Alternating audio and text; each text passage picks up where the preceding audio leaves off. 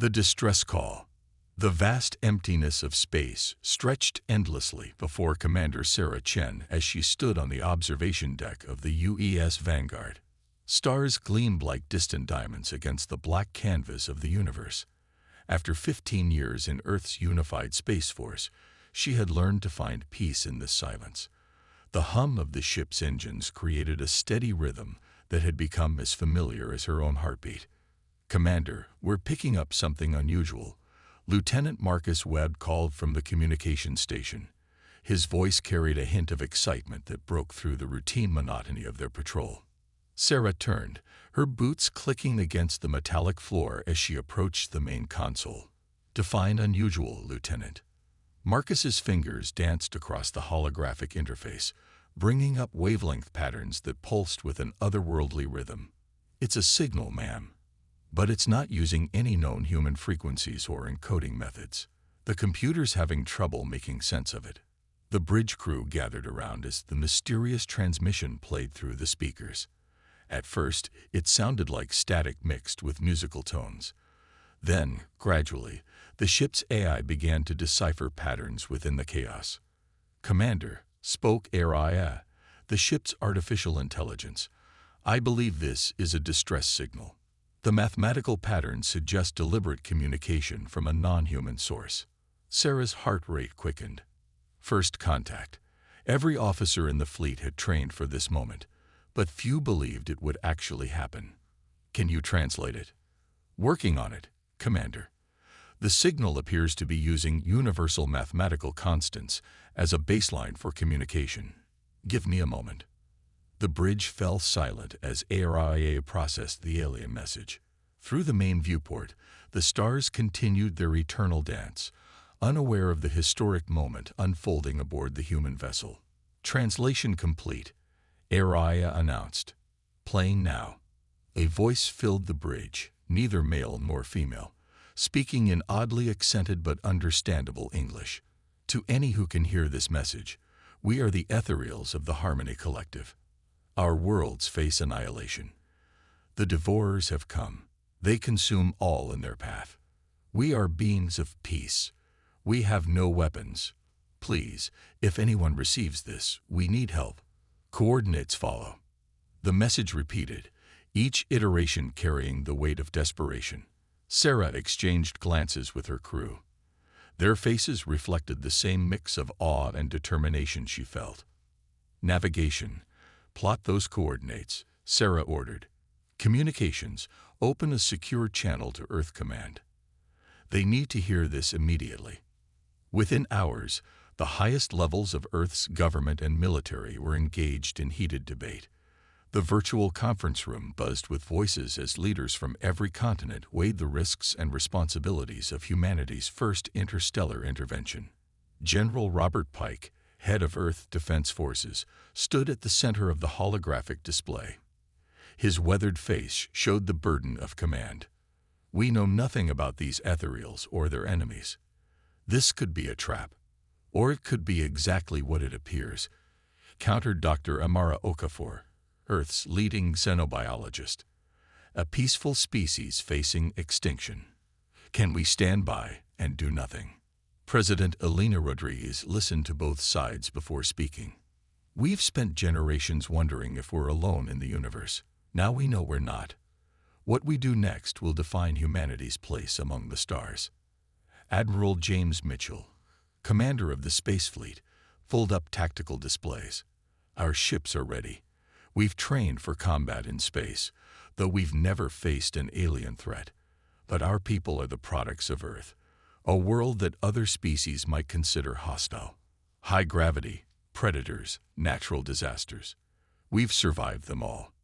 "You're saying we're naturally suited for this fight?" the president asked. "I'm saying that what makes Earth a death world to other species might be our greatest advantage. Our soldiers are stronger, faster, and more resilient than beings from gentler worlds." The debate continued for hours, but the outcome was never really in doubt. When the vote was called, it was unanimous. Earth would answer the ethereal's call for help. Back aboard the Vanguard, Sarah received the orders she had been expecting. She activated the ship-wide communication system. All hands, this is the commander. We've been selected to lead humanity's first interstellar rescue mission.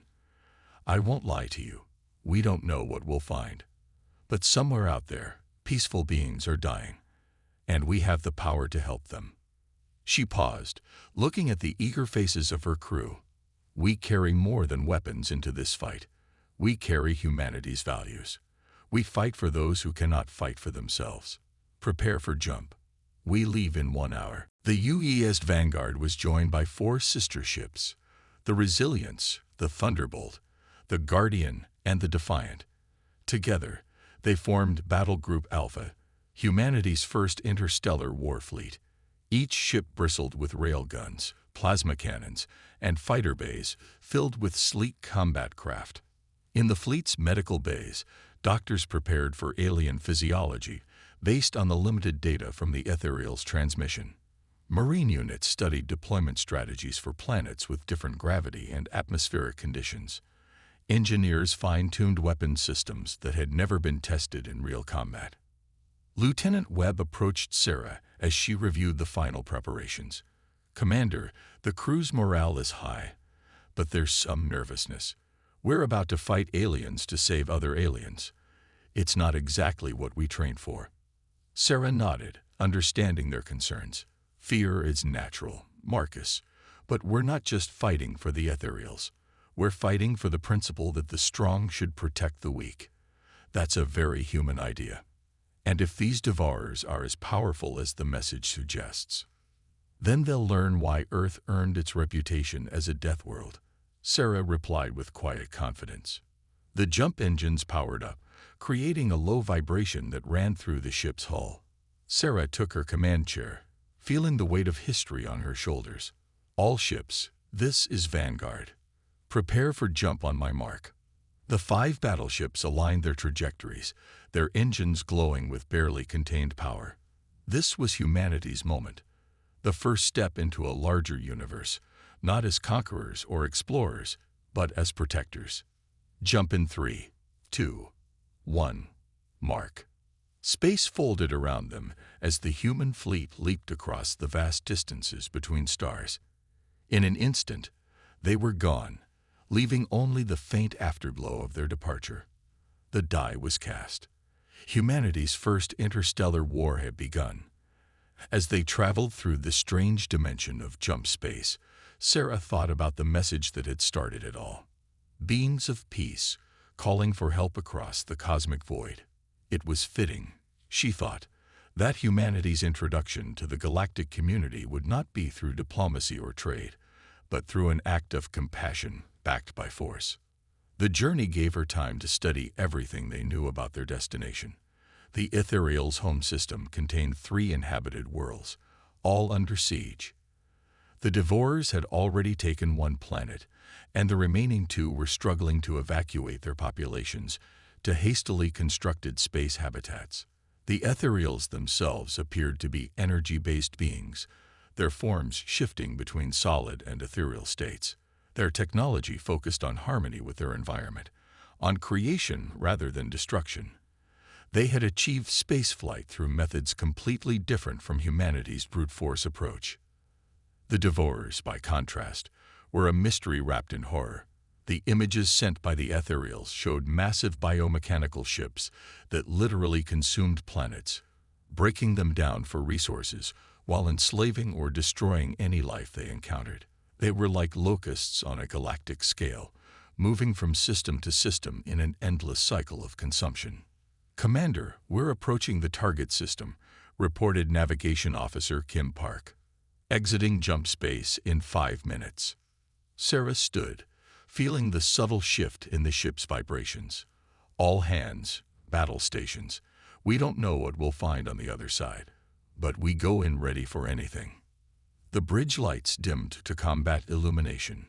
Weapon systems came online. Fighter pilots scrambled to their craft. Marines checked their gear one final time. Throughout the fleet, 5,000 humans prepared to face the unknown. "Exit in 30 seconds, Kim announced. Sarah gripped the arms of her command chair. "All ships, weapons free upon exit. Protect the ethereals. Engage any hostile forces. Show them what humans can do. The stars elongated, then snapped back to points of light as the fleet emerged from jump space. Before them lay the ethereal system, and it was burning. The battle for hope. The human fleet burst from jump space into chaos. Where the tactical displays had shown 3 peaceful worlds, now there was devastation. The outermost planet was gone, reduced to an expanding cloud of debris that glittered in the light of the system's twin suns. Massive ships, grotesque amalgamations of flesh and metal, swarmed around the remaining 2 worlds like metallic parasites. "My God," whispered Lieutenant Webb, his face pale in the glow of the tactical displays. Commander Sarah Chen forced herself to focus past the horror. "All ships, defensive formation. Area, give me a count on enemy vessels." "Scanning, Commander. I detect 47 Devourer ships of various sizes. The largest appears to be a command vessel, 20 kilometers in length. They are currently engaged in consumption activities around the second planet." On the main screen, they could see it happening. Massive tendrils extended from the Devourer ships, burrowing into the planet's surface and drawing up resources in glowing streams. Cities were being dissolved, forests stripped away, oceans drained. It was planetary murder in real time. "Incoming transmission," Marcus reported. "It's from the ethereals." A shimmering form appeared on the communications display. The ethereal was barely maintaining coherence, its energy form flickering with exhaustion. When it spoke, the translated voice carried profound weariness. You came. We had lost hope. I am Resonance, speaker for the Harmony Collective. Please, our people are dying. The Devourers cannot be reasoned with. They see us only as energy to be consumed." Sarah stepped forward. "This is Commander Chen of Earth's fleet. We're here to help. What's your status?" "We have evacuated 2 million souls to the habitat stations around our inner world, but billions remain on the surface. The Devourers will reach them within hours.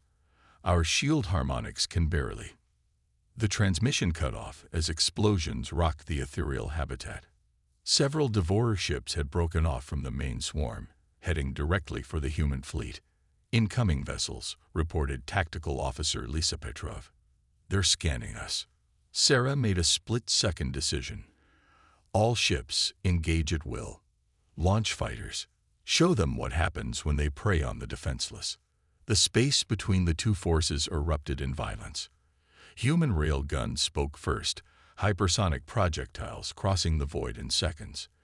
The Devourer ships, accustomed to helpless prey, seemed surprised by the ferocity of the assault. Several smaller vessels exploded as kinetic rounds punched through their organic metal hulls. But the Devourers adapted quickly. Their ships began to move in ways that defied conventional physics, phasing in and out of normal space. Energy weapons of unknown design lashed out, striking the human vessel's shields with tremendous force. "Shields down to 70%, reported the damage control officer. "Return fire, all weapons," Sarah ordered. "Fighter wings, attack pattern Delta. Target their weapon nodes." Human fighters swarmed from the carrier base, piloted by men and women who had grown up in Earth's harsh environment. They moved with reflexes honed by high gravity and dangerous conditions. The Devourer point defenses, designed for slower-moving prey, struggled to track the agile human craft. Captain Marcus Rivera, leading Eagle Squadron, dove toward a Devourer cruiser. "Look at the size of that thing.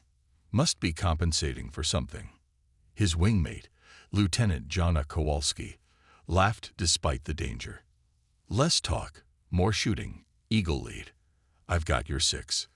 The fighters strafed the alien vessel, their plasma cannons leaving glowing wounds in its hull. But the Devourer ship's flesh began to heal, closing the damage almost as fast as it was inflicted. "Command, this is Eagle lead. These things regenerate. We need bigger guns." Back on the Vanguard, Sarah was already adapting their strategy. "All capital ships, concentrate fire on single targets. Overwhelm their regeneration. And get me a channel to Earth Command. We need reinforcements. The battle raged for hours. Human crews pushed their ships to the limit, using tactics developed in countless simulations, but never tested against real alien opponents. The Devourers fought with savage efficiency, but they had never encountered a species forged in the crucible of a death world. Marine Colonel David Thompson watched the tactical display from the assault ship Warrior's Pride. His troops were ready to deploy, but first they needed to create an opening. Commander Chen, this is Marine Actual. If you can punch a hole in their lines, we can board their command ship. It was a risky plan, but Sarah saw the potential. If they could disable the Devourer command structure, it might throw the entire swarm into disarray. Copy that, Marine Actual. Stand by for your window. She turned to her weapons officer. Commander Dixon, I want a concentrated barrage on the following coordinates. Everything we've got. The human fleet maneuvered into a spearhead formation, with the vanguard at the tip. At Sarah's command, they unleashed their full firepower on a single point in the Devourer lines. Rail guns, plasma cannons, and missile barrages converged on 3 enemy vessels. The targeted ships tried to phase out of normal space, but the sheer volume of fire overwhelmed their systems.